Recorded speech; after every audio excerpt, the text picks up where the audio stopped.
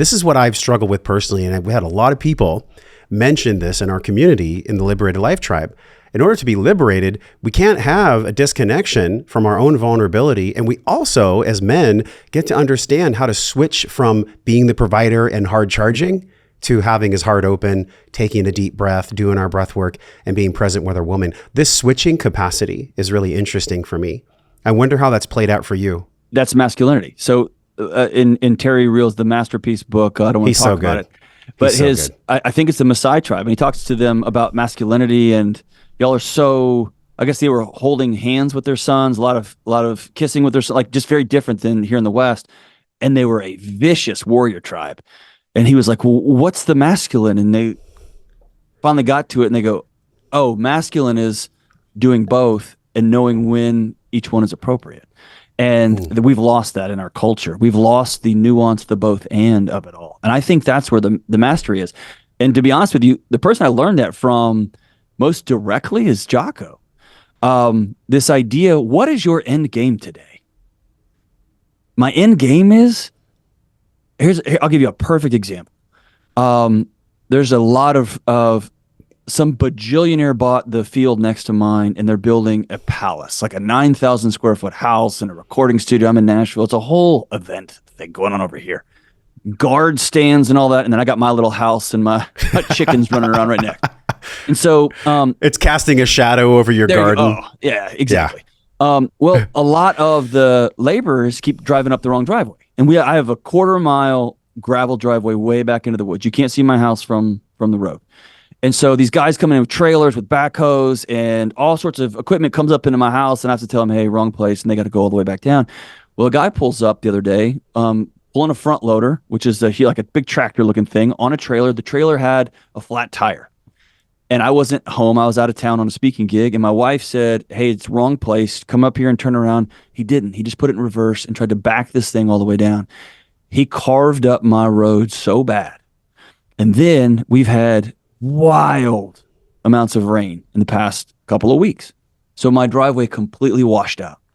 And I got back in town, saw this madness. My wife can barely get her car up and down this long road. She doesn't drive a big truck or anything like that. So I just went over to the neighbors and I said, hey man, do you know the name of the GC working this thing? And they gave me his name. I called him and totally cool. Said, hey, accidents happen. This guy tore up my driveway. I need him to come fix it. Cool. 1 week goes by, 2 weeks go by. This past Sunday, all of a sudden a front loader comes driving up my driveway, and I can see it from way far away, right? It's a 1/4 mile driveway.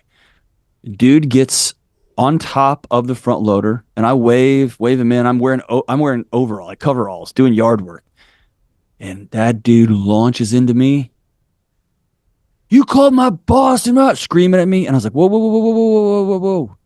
My wife is there. My kids are here. And now I've got a situation. I got a dude who just rolled up on my place out in the country in the hills of Tennessee, man. Right? There's banjos start playing in the background, right? It's on. and I had a choice to make. That could have got real, real ugly. And I would have been right in the eyes of the law. I would have been right in the eyes of everybody. This dude rolls up on my place. What was my end goal? To have my ego shined up in front of my kids and my wife? To let him know that nobody flexes? Or do I want a clean driveway, dude, so my family can get up and down the driveway? And so I listened to him, and I let him run his mouth. And I finally said, hey, dude, you want to look at the text messages that I sent? I'm not mad. I work too. I work hard. Everybody makes mistakes. I said, I just expect people to be people of integrity and to fix their messes. And that dude looked at me, and he dropped his shoulders, and he said, I'm not mad at you, dude. I'm mad at them. And we talked through about how there's a lot of routing problems and yada, yada. And at the end and then my wife and kids left, and I looked at him and said, hey, you cannot come up here yelling at my family like that. That is unacceptable. You can't do that. And he said, man, I'm really sorry. And you know what? He went and did an amazing job cleaning my driveway up. He did an amazing job. It's now all since been destroyed because of all the tornado stuff that came through, but he did an amazing job. And here's the thing. What do I want at the end of the day? I want my family to be able to come and go in my house. I don't need my ego massaged. Would it have been cool for my son to drag that guy out of his front loader and to, get in a big fist fight on my gravel? What an idiotic, moronic thing to do. And here's the other thing. I was raised by a homicide detective. I was raised by a SWAT guy. If it had come to that, my wife knows we would have been all okay, right? And because I know that I'm loved and I know that I can take care of myself if I need to, I can lead first with compassion and kindness and, hey, what do we both need to win here? And that can sound soft to this red pill nonsense, but dude, I'm telling you, long term, my son got to see his dad de-escalate a situation. My son got to see his dad honor his wife, not by getting in a fist fight. I got to honor his wife by quietly saying, we're not going to talk to my wife in front of my wife like that. We're not going to do that here on my property. And I got to see my son stand up for myself, but also do it with compassion and grace. That's how you change generations, man. And by the way, 20-year ago me would not have done that at all. I'd either be in a hospital or I'd be in jail. One of the two, right? That guy would have gotten off that front loader and beat me sideways, or I would have had to be in. So it's just deciding, what's the end game here? Do you need to stand on the sidewalk and prove to your wife you honor her? That's such a stupid definition of honor. Honor is did you get your family home safely today? Yep. Good. You win. So let's start thinking of the long game. Is it going to take on the teacher or the little league coach? Is that what we need here? What's the long game? No, I want to teach my kids self-respect. I want to teach my kids dignity. I want to teach them self-control and critical thinking. And I want to teach them this is a freaking little league game. Everybody needs to take 40% off and relax, right? So I just think it's about putting the long game first. Judd is the most eloquent about this mindfulness. That space between what just happened and how you react to it, man. That is modern day masculinity. Can you pause before you react and think long game about what we actually need here? And if you can do that, the whole generation of men will change. And also, you got to go lift weights just in case it goes down, which it will sometime. You got to be able to take care of yourself.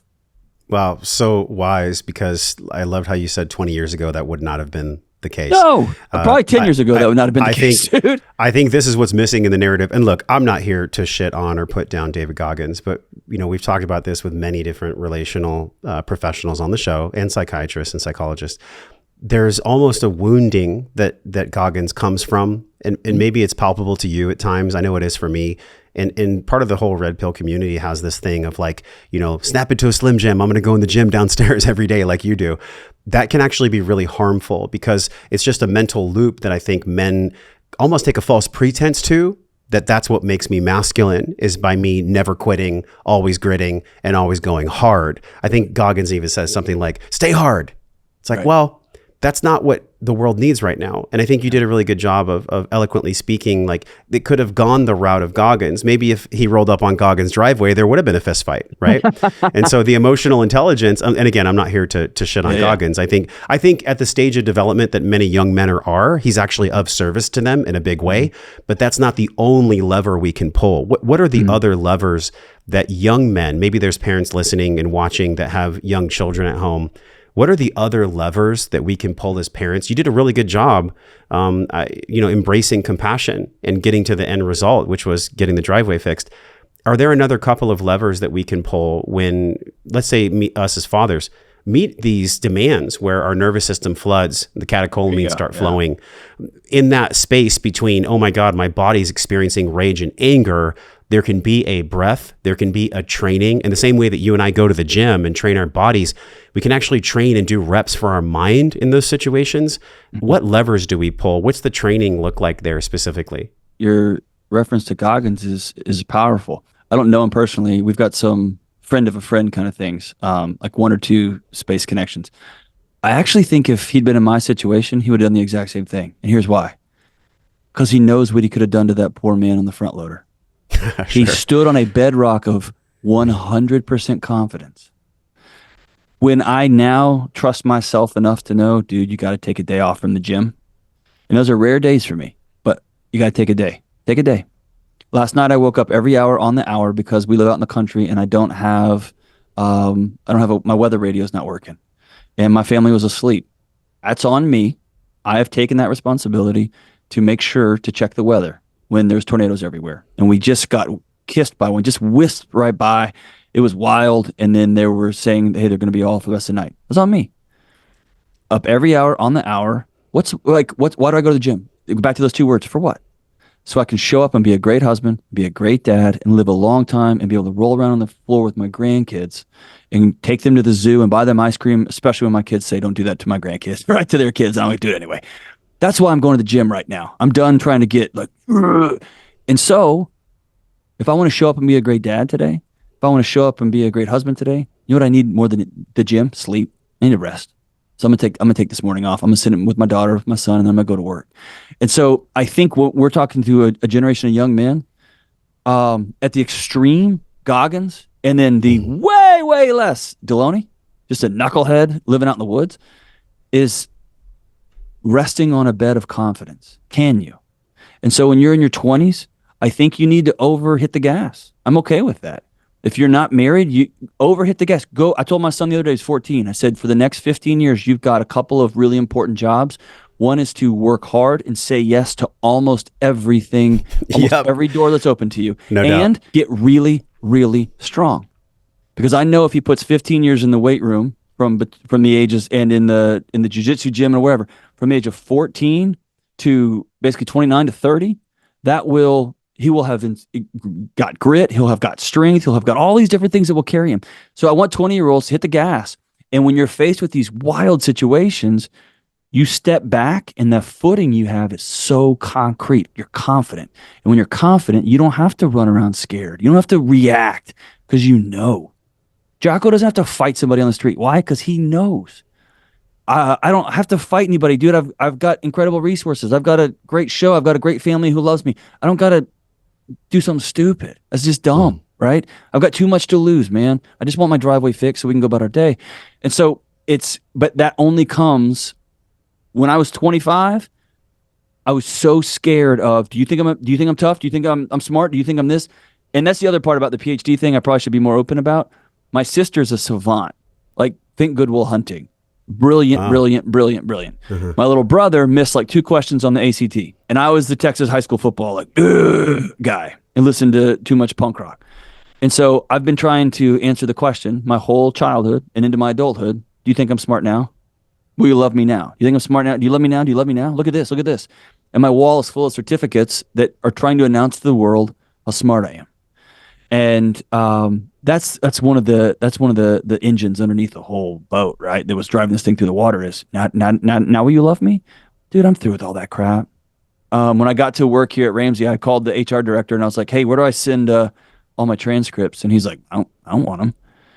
And I was like, no, I need to send them to you. I got 2 PhDs, a master's degree, a bachelor's degree, a Harvard certificate. Like, I need to send all this. And he's like, bro, I don't need them. And then finally I started laughing. I was like, I don't think you understand. I need you to need these things. This is all I am. This is all I am. Yeah, right. So it's stepping on this thing of confidence and then being able to, as Judd says, exhale. I'm just going to be mindful. I don't have to react here. And so, but you have to go through that time to build that confidence. It cannot come from watching a lot of YouTube videos. It cannot come from being the best damn, whatever you call it, online streaming gamer. It can't come from being able to quote all the new Netflix comedy series. It comes from just doing the hard work. So get out there and do the hard work. Yeah, the hard work comes with blood and sweat and tears, and that's why there's some faculty in the brain that I think resists pain, but then we can train that faculty to actually love the pain. Hey, if you loved that clip you just saw, watch the full video. That clip was just a taste, just a piece, the tip of the freaking iceberg of what you just witnessed and what you just felt. Click the link on this screen, subscribe to the podcast, click the link on this screen if you're vibrating, if you're resonating, if you feel what I'm putting down.